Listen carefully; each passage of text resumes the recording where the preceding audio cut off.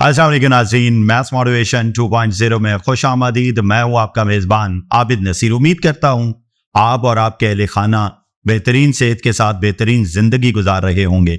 हमारी कोशिश है कि हम आपको हर वो बात बताएं जिससे जिंदगी में बेहतरी आ सकती है, जिससे आपका लाइफ स्टैंडर्ड ऊपर जा सकता है। अगर हमें जानवरों से सीखने का मौका भी मिले ना, तो हाथ से गंवाना नहीं चाहिए।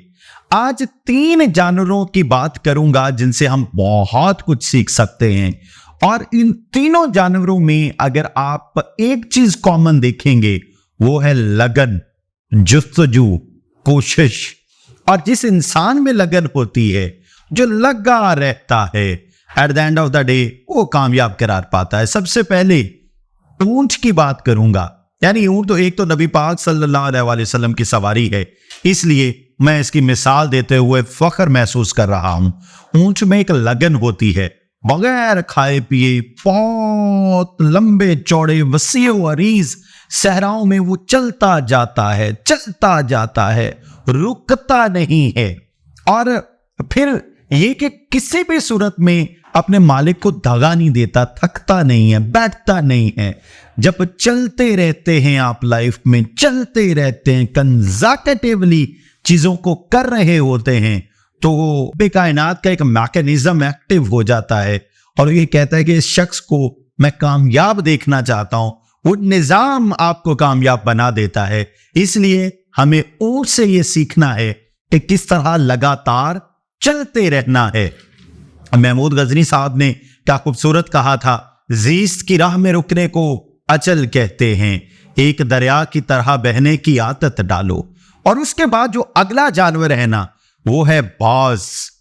बाज एक ऐसा जानवर है जो किसी भी सूरत में अपनी 10,000 फीट की बुलंदी पर उड़ने की लगन को छोड़ता नहीं है।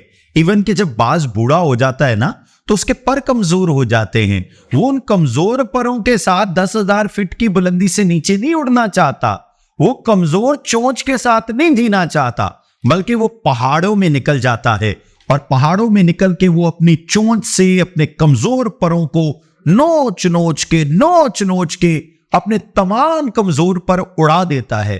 तमाम कमजोर पर जो है वो ज़ाय कर देता है। फिर आखिर में अपनी चोंच और नाखून भी तोड़ लेता है और वहां जख्मी हालत में पहाड़ों पे पड़ा रहता है और इंतजार करता है कब मेरी नई चोंच आएगी, नए ताकतवर किस्म के पर आएंगे, नए पंजे आएंगे और मैं उनके साथ ज्यादा लगन के साथ, ज्यादा एंथुसिज्म के साथ, ज्यादा जोश और जज्बे के साथ शिकार करूंगा और फिर 10,000 फीट की बुलंदी पर उड़ूंगा और कोई भी मरी हुई चीज नहीं खाऊंगा, बल्कि खुद शिकार करके अपनी ताकतवर चोंच के साथ अपना शिकार करके अपना करके खाऊंगा।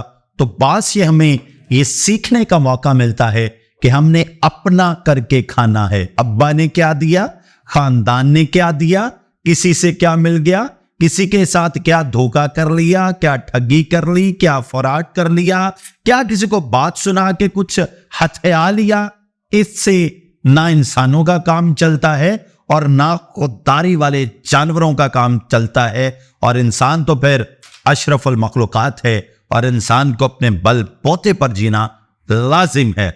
Last but not least is, मैं बहुत बड़ा फैन हूं, चोंटियों की मिसाल देना चाहूंगा।